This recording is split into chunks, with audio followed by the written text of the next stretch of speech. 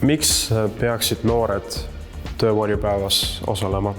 Mina võtan töövarjupäevast osa, et koguda ideid ja inspiratsiooni oma tulevikuplaanideks. See annab sulle võimaluse tutvuda rohkem erinevate töökohtadega või siis töökohaga, mis sulle meeldib.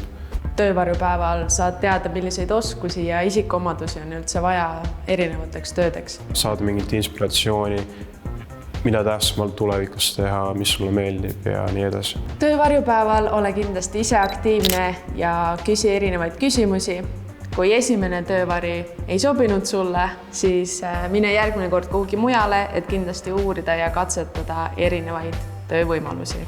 Ja kui ka sina õpilane tuleb töövarjupäevale, saad ka sina palju informatsiooni, kui küsid palju.